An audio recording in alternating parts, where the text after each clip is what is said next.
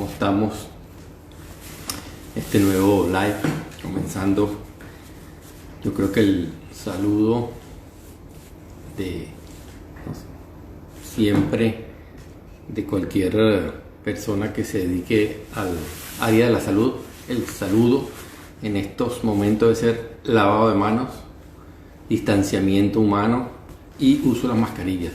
No podemos cansarnos de repetir hasta el cansancio esas tres conductas, repito: lavado frecuente de manos, distanciamiento humano y el uso de las mascarillas. Muy importante tener eso en cuenta, repito, hacerlo repetitivamente hasta que por el cansancio por lo menos lo hagamos. Tenemos que cuidarnos, indudablemente que cuidándonos cuidamos a los demás. El tema de hoy es un tema que ha sido pedido por muchos seguidores en diferentes momentos y es el tema de la depresión. Otra cosa a manera de introducción mientras se va conectando el resto de las personas es que el tema de los problemas emocionales y la curva de la infección es muy interesante porque la curva de la infección va en ascenso, los problemas emocionales siguen en ascenso. Llega un momento en que la curva de la infección se va aplanando y baja, y la curva de los problemas de salud mental sigue subiendo y no baja. De manera que hay una creciente aumento en la prevalencia de problemas emocionales, y por eso es que todos estos videos en vivo, conferencias, posts, de todo que se hacen en salud mental, yo creo que de alguna manera siguen siendo muy importantes. Saludos a todos los que se van conectando y están dando las buenas tardes. ¿Qué tal? ¿Cómo están? Esperar que se vaya conectando más gente. Bueno, es que venimos de unos lives donde los primeros fueron los de trastornos de ansiedad, después hicimos como una bisagra en la reacción de duelo, y vamos ahora a entrar en los trastornos del afecto, trastornos afectivos, por llamarlos así de una manera general, entre los cuales los primeros que vamos a tener en cuenta es el de la depresión. Vamos a dividirlo en tres segmentos. Un primer segmento con algunos datos de tipo epidemiológico que son bien importantes. Un segundo segmento que son 6 postulados o enunciados que yo considero que son fundamentales al hablar de depresión. Y un tercer segmento que es un estudio bien importante que se realizó en la Universidad de Cincinnati, en la Escuela de Medicina de la Universidad de Cincinnati, sobre cómo afecta la depresión y la ansiedad en las manifestaciones a nivel del sistema nervioso central en los pacientes infectados por COVID-19. Estudio bien interesante, recientemente publicado, y que, para tenerlo en cuenta. Acuérdense que esto es una cuestión de ir sobre la marcha, de ir viendo cómo se va manifestando las diferentes manifestaciones clínicas que va dando la enfermedad en las diferentes personas, porque de alguna manera totalmente descrita las manifestaciones clínicas de la enfermedad, su pronóstico y todo todavía no está directamente descrito. Esto es ensayo y error porque ha sido así. Esto ha sido una cuestión pues absolutamente aguda que se ha ido definiendo en el curso. Pero sí, repito, hasta el cansancio, las tres cosas que tenemos que hacer para evitar la propagación, aplanar la curva, como se dice: lavado de manos, distanciamiento humano y uso del tapabocas. Bueno, muy bien. Vamos a comenzar un poco entonces hablando de qué es la depresión. Algunos datos epidemiológicos importantes son los siguientes. La prevalencia de la depresión en la población general es de 6%.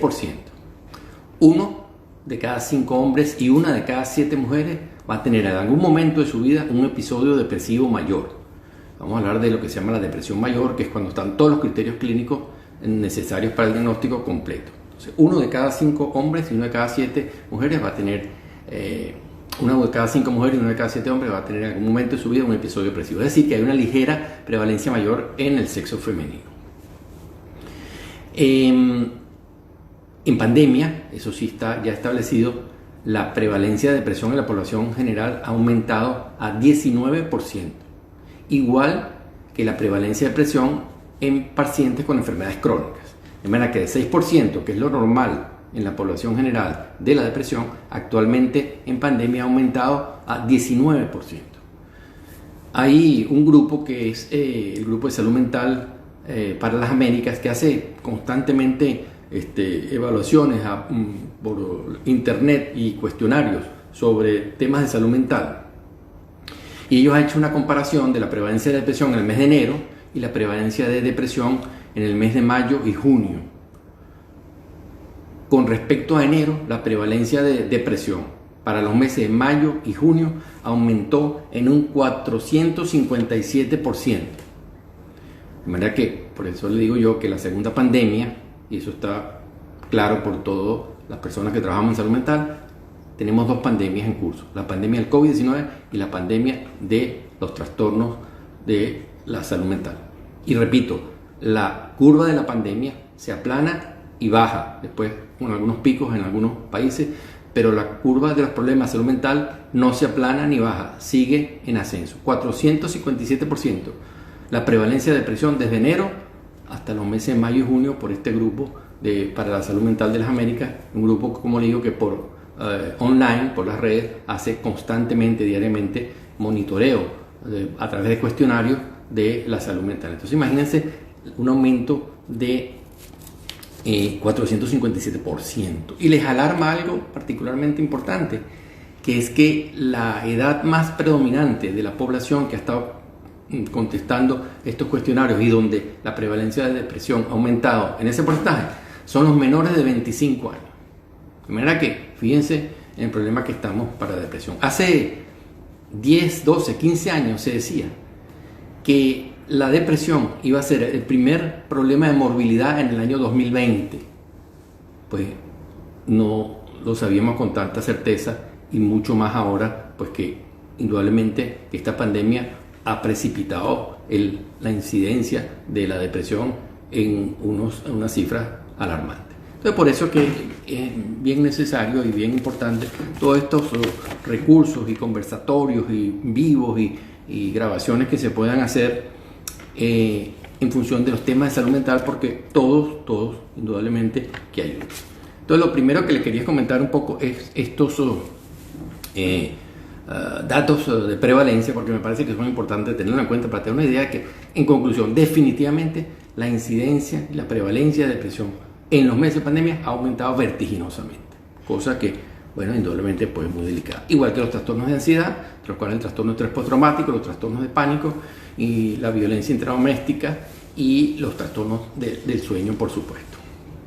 Vamos ahora a entrar en 6 postulados que yo creo que son los principales que tiene que saber todo el mundo, todas las personas con respecto a la depresión. 6 enunciados, 6 postulados. El primero es: tristeza es diferente a depresión.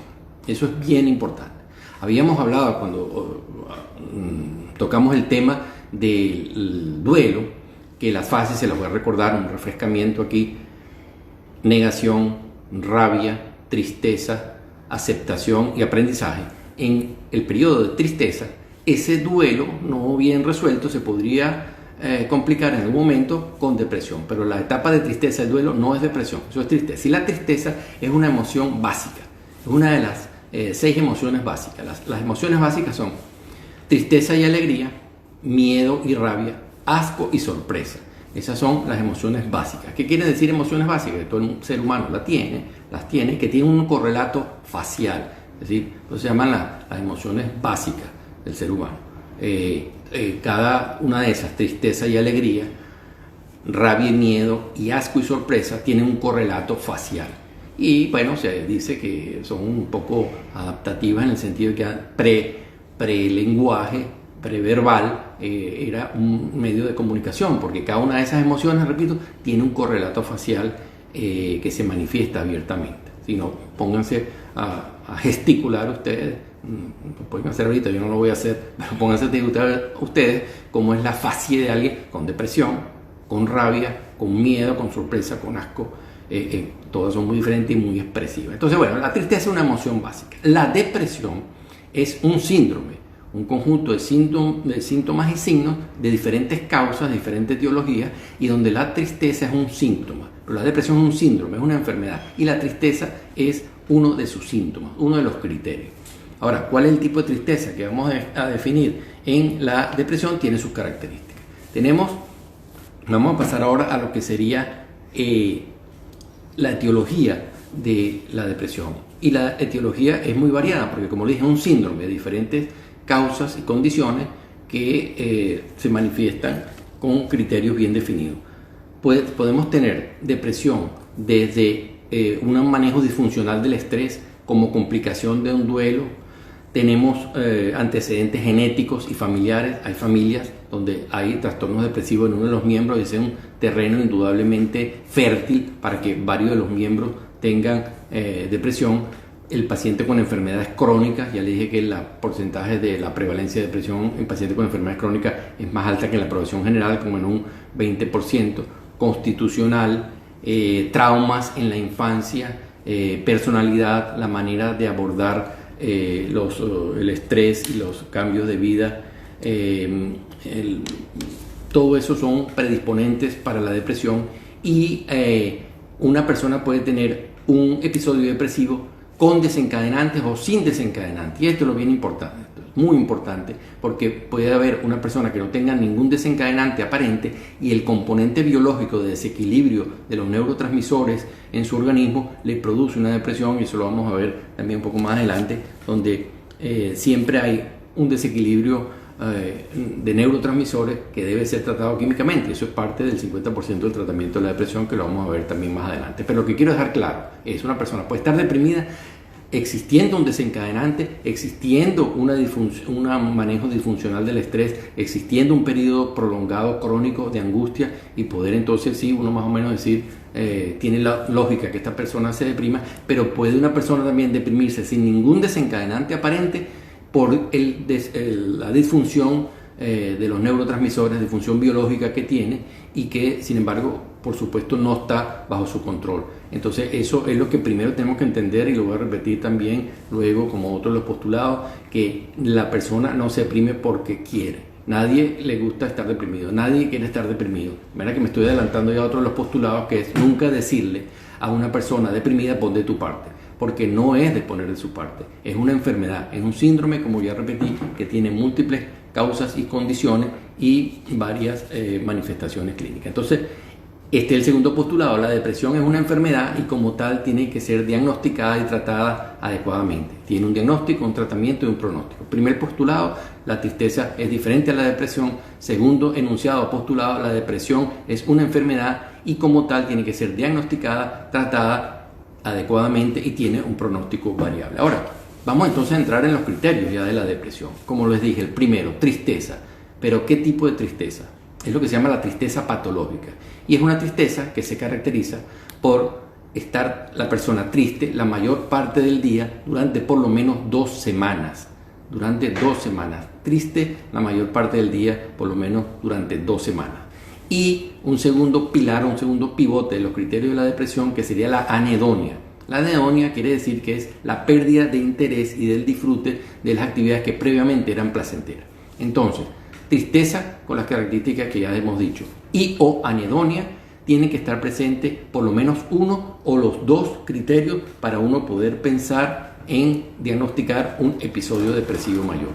Tristeza y o anedonia, una o los dos presentes para uno poder seguir explorando a ver si una persona está deprimida. Entonces, si uno de estos dos, y eso es estadísticamente determinado, si es uno de estos dos criterios no está presente, no hay la tristeza patológica y no hay la anedonia, es muy poco probable que una persona pueda estar sufriendo depresión.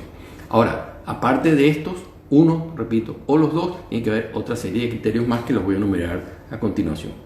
Alteraciones del apetito, y esto es variable, porque puede ser, lo más frecuente es disminución del apetito, o sea, la hiporexia, que la persona tenga disminución del apetito, o que tenga aumento del apetito y aumento de peso. Pues disminución del apetito, disminución de peso, o aumento del apetito y aumento de peso. Sobre todo en la que se llama depresión atípica, hay más aumento del apetito que disminución, pero lo más frecuente es la hiporexia.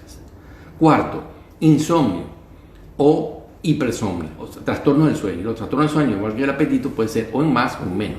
generalmente la persona comienza a padecer de insomnio, pero hay depresiones también, la llamada depresión atípica, donde el trastorno del sueño es hacia la hipersomnia, a dormir más de lo que usualmente dormía, más de la cuenta.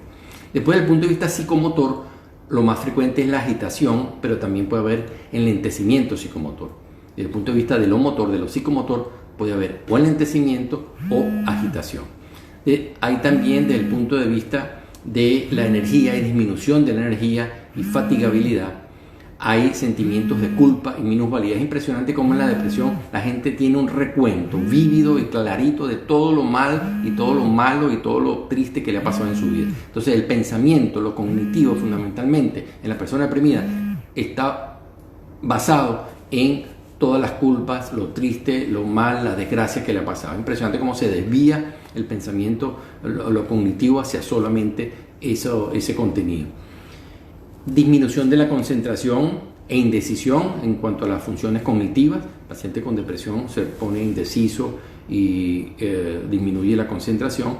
Y un último criterio sumamente importante, que son los pensamientos con la muerte y la ideación suicida. Y ya esto convierte a la depresión en una emergencia psiquiátrica.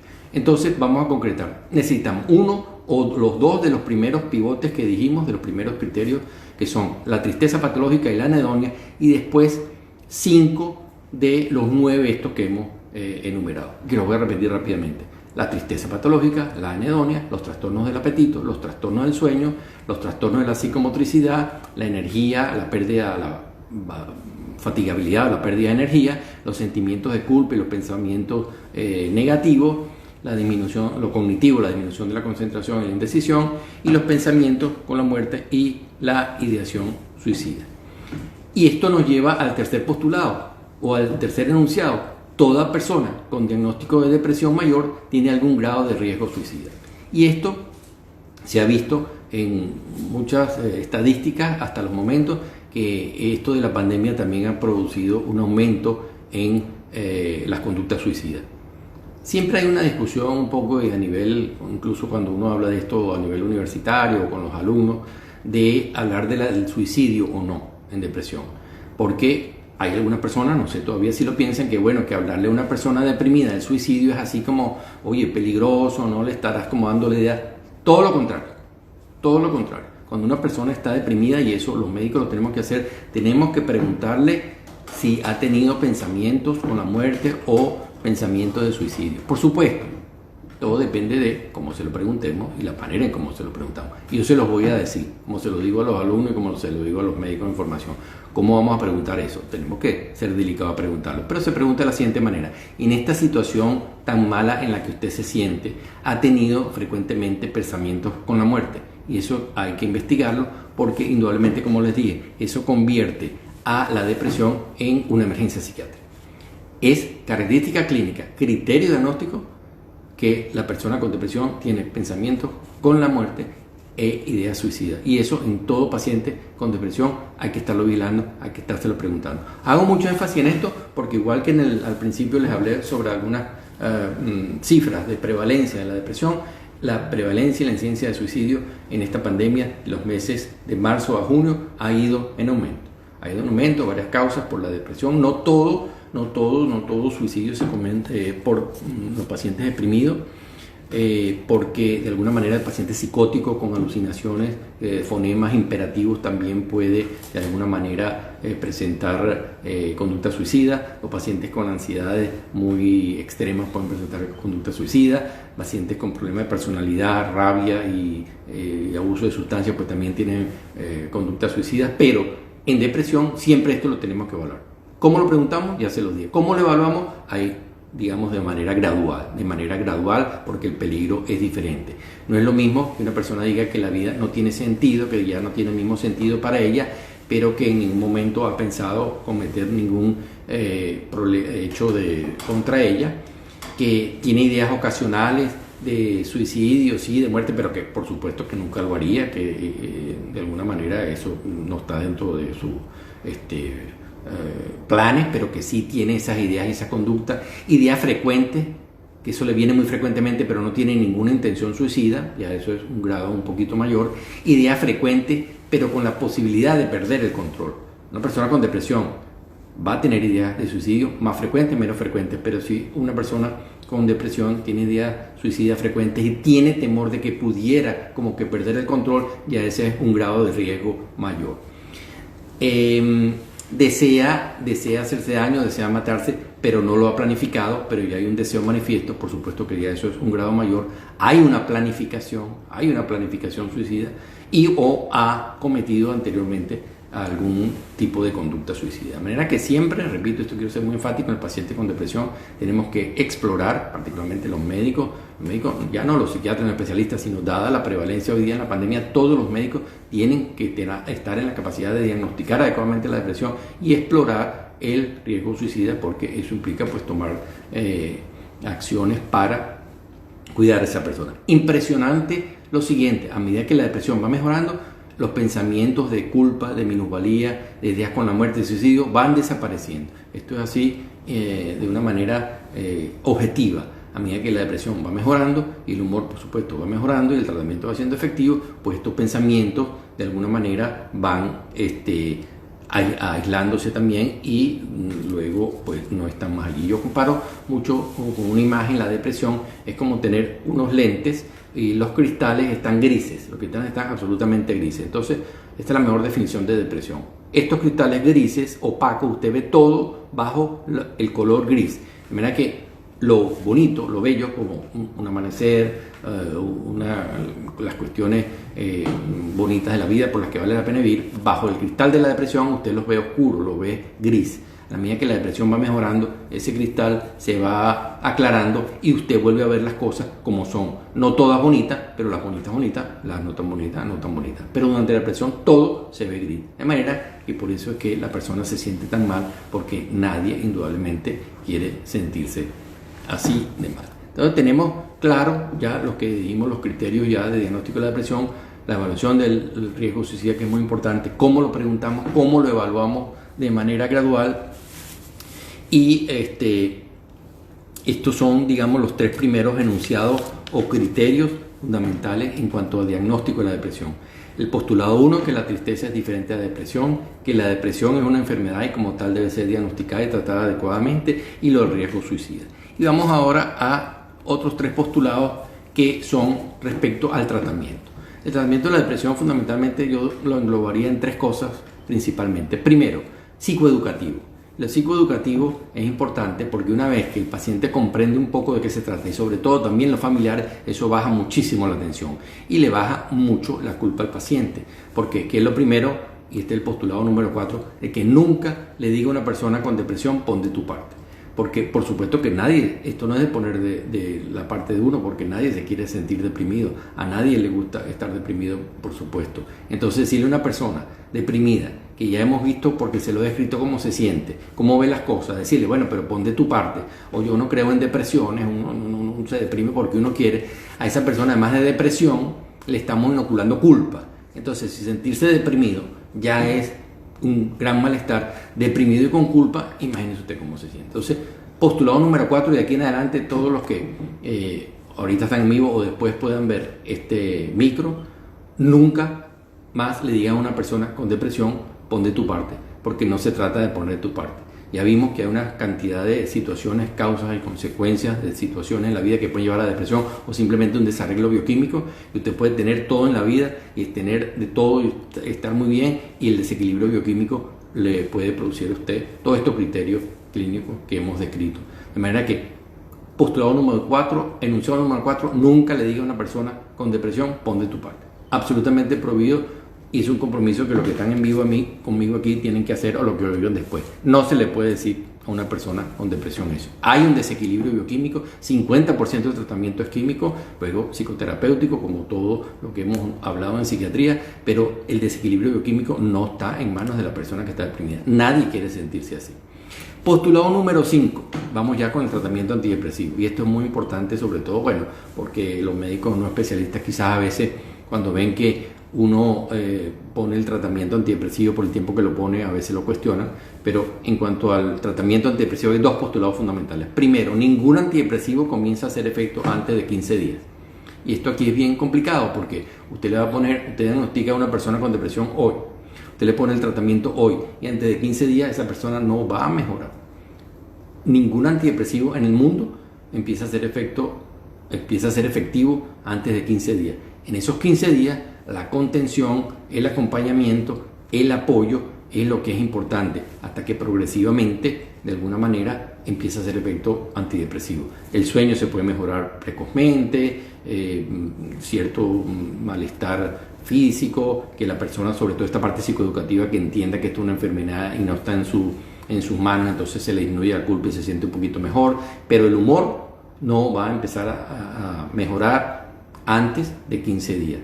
Entonces, eso es importante porque el desequilibrio que ocurre en fundamentalmente 3 neurotransmisores del sistema nervioso central, que son la serotonina, la norepinefrina y la dopamina, el antidepresivo lo que hace es que impide la degradación a nivel del espacio intersináptico del neurotransmisor. Entonces, es un equilibrio delicado, fino, que de alguna manera tarda su tiempo en equilibrarse, en volver al equilibrio normal, en no degradarse tan rápidamente. Y eso antes de los 15 días no va a suceder. Estos 15 días que se hace, repito, acompañamiento, tratamiento psicoterapéutico, pero no caer en el error de que a los 4 o 5 días a la semana llegue el paciente con razón, los familiares muy angustiados, con el antidepresivo que le dice a usted esto no sirve para nada, doctor, cámbiese. Entonces muchos médicos que no son especialistas y uno mismo a veces también por la angustia que da, que ve que el paciente no mejora, empieza a cambiar los antidepresivos y ya a los 15 días son 4 antidepresivos y ninguno ha servido para nada. Entonces, postulado 5, ningún antidepresivo comienza a hacer efecto antes de los 15 días. Postulado 6, todo esto también bien importante porque la mejoría ya empieza a los 15 días, 3 semanas, bueno, y si no hay uno empieza a hacer ajuste de dosis, pero más o menos ese es el periodo. Pero el postulado último, número 6, es todo tratamiento con antidepresivo debe mantenerse por lo menos 6 meses, promedio 1 año, máximo 2 años.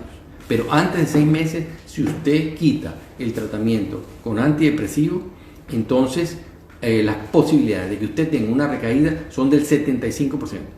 75% de que usted tenga una recaída si quita el antidepresivo antes de los 6 meses. Y la recuperación después de una recaída a veces es un poquito más compleja. Entonces hay que dar antidepresivo de otro mecanismo de acción, o dual, etcétera, etcétera. Pero también para que ustedes sepan, la mejoría, por supuesto, va a ser en 2 o 3 semanas, entonces ya a los 3 meses, pero qué fastidio, esta pastilla, ya me siento bien, ya yo estoy como antes, ¿para qué voy a estar tomando esto? Entonces se le empieza a olvidar, lo empieza a quitar, y el porcentaje de recaída, repito, antes de los 6 meses, es de alrededor del 75%. Yo quisiera ahora comentarles en tercer lugar este estudio porque todos estos temas de salud mental, pues yo sí quiero relacionarlo siempre en función del momento en que vivimos, el momento de la pandemia, que como lo decía, entonces ensayo y error, y de alguna manera se están ahorita describiendo lo que está pasando. Entonces hay un estudio interesante en la universidad en la Escuela de Medicina de la Universidad de Cincinnati, con 119 pacientes. 119 pacientes ya infectados por COVID-19. Fíjese usted lo interesante que ellos encontraron estadísticamente una correlación importante entre los pacientes deprimidos y con ansiedad tenían mayor sintomatología de anosmia y ageusia, es decir, de pérdida del olfato y pérdida del gusto, que los pacientes que no estaban con diagnósticos claros de depresión y ansiedad, que tenían más síntomas de respiración entrecortada, tos y fiebre. Interesante la correlación, está un poco como en estudio, pero la correlación estadística fue importante.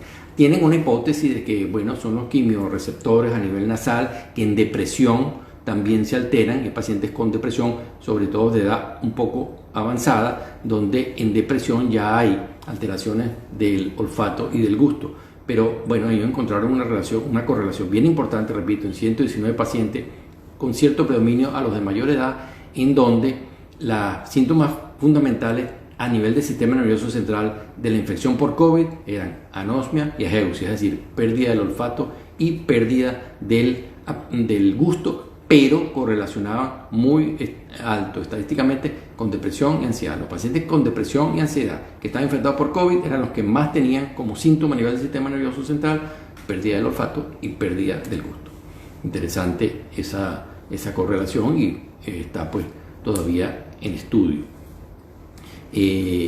Muy importante para ir resumiendo ya, repito, lo de la prevalencia, tenemos que tener en cuenta bien esto de la depresión y bueno, el alarmante aumento que ha sufrido en estos últimos meses de mayo, junio y julio, y bueno, y lo que va de agosto por supuesto, y que, como repito, la curva de los trastornos mentales, los problemas de salud mental no va a bajar como la del COVID.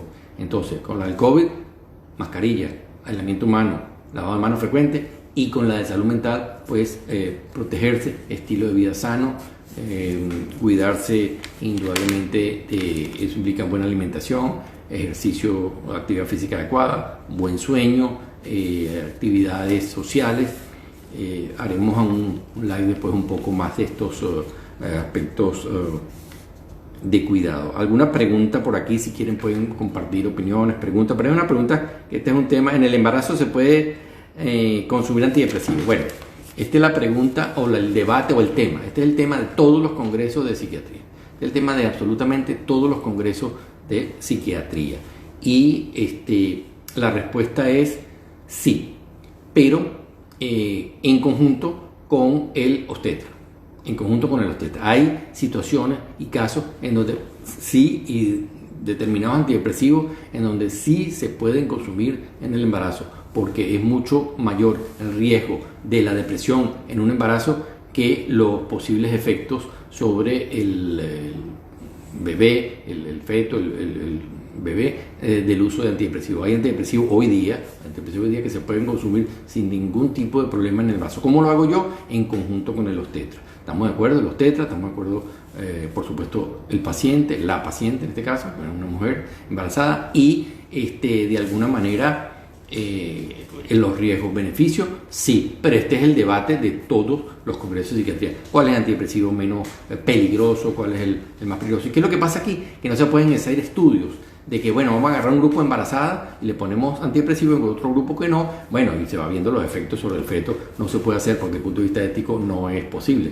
Entonces eso se ha hecho más en función de personas, pero ya a estas alturas una cifra bastante grande de embarazadas que ha habido que poner antidepresivos porque sí, por el riesgo terrible de depresión, y no ha habido problemas en el feto. Entonces la respuesta es sí, sí, eso bien estudiado, determinados antidepresivos, y en conjunto, a mi entender, como lo hago yo, siempre con el obstetra.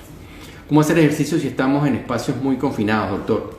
Pues en la casa. Si usted tiene un pasillo, y se lo digo por experiencia porque yo estoy confinado también, y entonces, bueno, camino media hora de un pasillo a otro pasillo, una pared a otra pared, hay que hacerlo. Usted se pone y busca en YouTube clases de yoga, tai chi, stretching, y lo tiene que hacer en un métrico cuadrado. De manera que sí se puede hacer. Por supuesto que al aire libre es mucho mejor. Yo soy el primero que a mí no me gusta el encierro y todo ejercicio así en esa cosa, pero ejercicio anaeróbico y de caminar, incluso aeróbico, en el pasillito que tengas en tu casa, sí se puede hacer.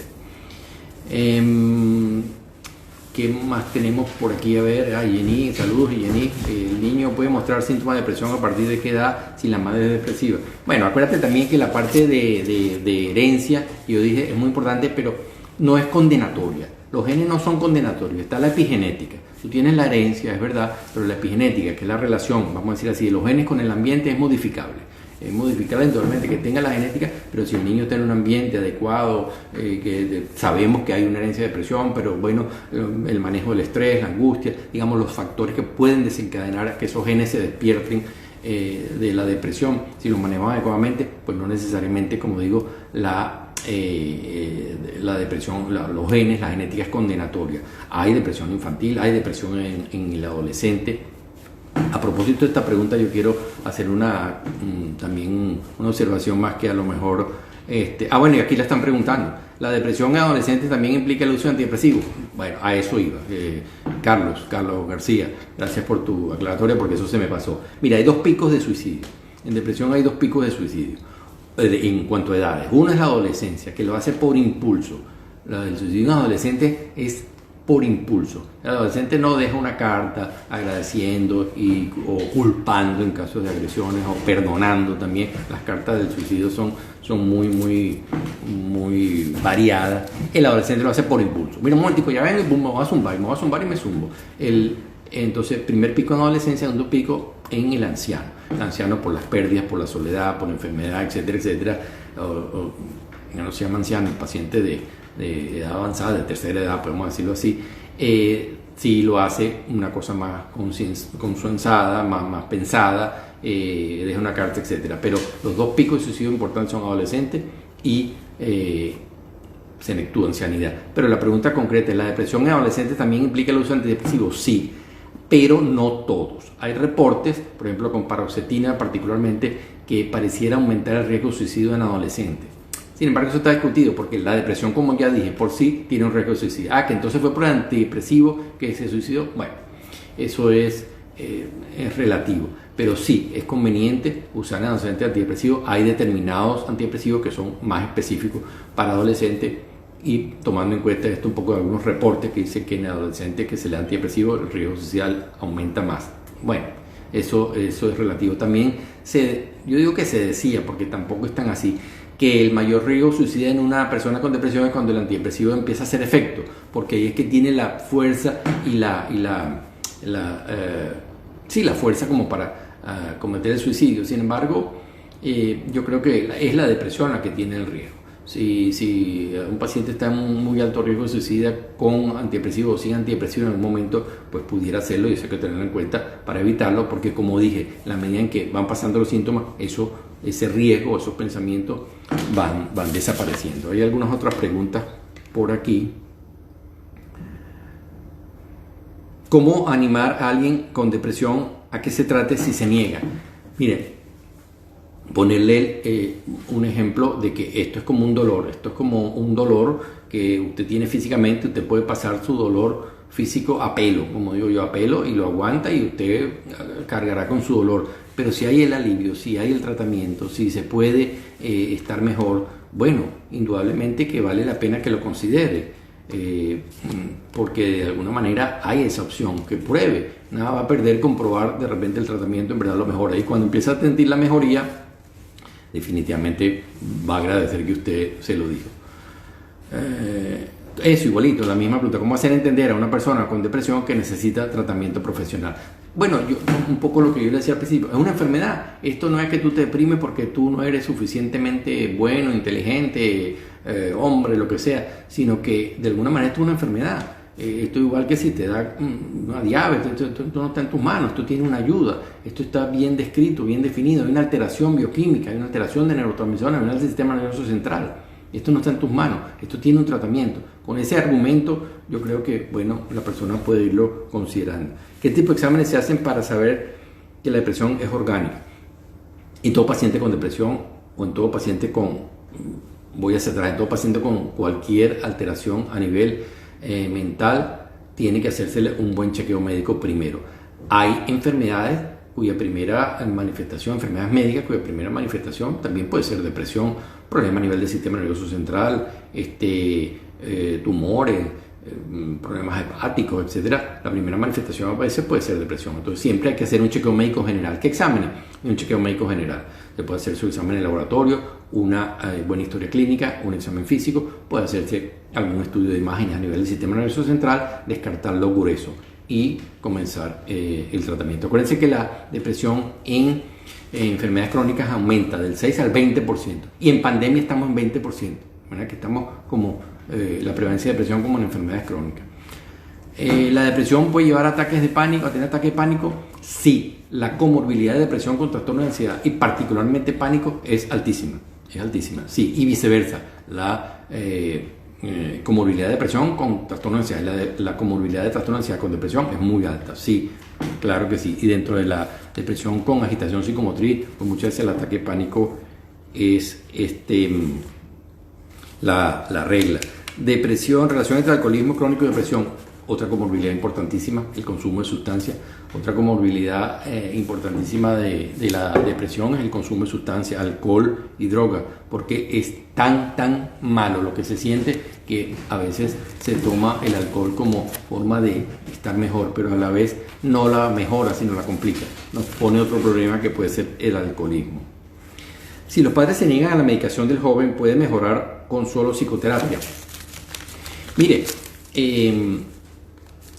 yo creo que aquí hay que hacer dos cosas. Lo primero, la psicoeducación y hacerle entender a los padres que la psicoterapia es muy importante y que indudablemente va a ayudar, pero que volvemos al tema del dolor. Usted puede hacer psicoterapia con un dolor y seguirlo a pelo y le va a ser un poquito más difícil, pero si usted ese dolor lo ayuda a calmar, si usted esa situación de humor le ayuda a calmar con un antidepresivo, la psicoterapia le va a ser mucho más efectiva. Esa es mi opinión. El tratamiento debe ser 50-50, psicoterapia y medicamento. Ahora, si usted quiere hacer solo psicoterapia y seguir con la tristeza hasta que la psicoterapia vaya haciendo efecto sola, bueno, también puede ser solución, pero la pregunta está muy bien hecha, porque si los padres, probablemente el paciente no quiera negarse a eso, sino también aliviarse con el antidepresivo. Vamos a hacer la pregunta al revés. Si los padres se niegan a la psicoterapia y solo la medicación, yo le diría lo mismo. Sí, la medicación lo puede ayudar, pero hay que ver, porque también analizar un poco, revisar, aprovechar esta situación de la depresión para ver qué está pasando en la vida de ese adolescente, por qué se deprimió. Definitivamente un buen momento para chequear eso bien, porque de alguna manera algo ahí está pasando también. Déjame ver si hay alguna otra pregunta por aquí. La de depresión y ataque de pánico, los tipos de exámenes, si se niega. Yo creo que todos estos micros y grabaciones y todo que se hacen en función hoy día y en el tema de la pandemia son muy educativos y realmente yo creo que van en contra un poco de ese mito de que la depresión se deprime los que quieren, y eso falta de fuerza, falta de voluntad, personalidad. No, yo creo que he sido enfático y repetitivo en que es una enfermedad, que como tal, uno de los postulados es una enfermedad, tiene diagnóstico, tiene tratamiento y tiene pronóstico. El pronóstico bien diagnosticado, bien tratado, es bueno. Más o menos 75-80% de las depresiones en un primer episodio se van a curar, se van a tratar. Depresiones por encima de los 65 años o luego de 3 episodios depresivos son indicación de tratamiento antidepresivo de por vida. Es una observación interesante también que hay que tener en lo que se llama el trastorno depresivo recurrente, que hay que de alguna manera hay depresiones recurrentes, ya hay indicación de antidepresivo por vida, igual que una depresión que comience a mayor de 65 años. Importante allí, porque allí volvemos al tema ese de, bueno, pero ¿qué examen hay que hacer? Una persona mayor de 65 años que por primera vez esté deprimida, ahí hay que descartar, hay que hacer un estudio para descartar también algún problema neurocognitivo que esté empezando. Me refiero a una demencia tipo Alzheimer, una demencia de tipo vascular. Entonces ese es el ejemplo perfecto para una pregunta que hicieron. ¿Qué examen se deben hacer? Una persona mayor de 65 años, descartar un problema neurocognitivo. Ahora también aquí en la depresión postparto, ese es otro tema. Un psicólogo, hermano mío, lo tengo que nombrar, la llamada depresión postparto. Ese es otro tema. Es una depresión que tiene características particulares, complejas. Y bueno, les prometo a lo mejor pues, un live de depresión postparto. Es un tema complejo, importante. ¿Por cuánto tiempo se puede tomar antidepresivo? Ya lo dije, en depresión mínimo 6 meses, promedio 1 año, máximo 2 años. Depresión postparto ya lo dijimos. Y bueno, como ven, este es un tema muy. En el caso de ciclotimia o distimia también se requiere medicamento. Carlos García siempre hace unas preguntas muy importantes y siempre nos acompaña. Ciclotimia son los cambios de humor. Vamos a hablar, viene un otro live de trastorno bipolar y ahí a lo mejor vamos a hablar de la ciclotimia y la distimia, que es como ya la depresión crónica. La distimia es así como que la depresión crónica, sí. Pero ahí hay antidepresivos específicos, sobre todo para la distimia. En la ciclotimia muchas veces también lo que se prefiere, como para el trastorno bipolar, son los estabilizadores del humor.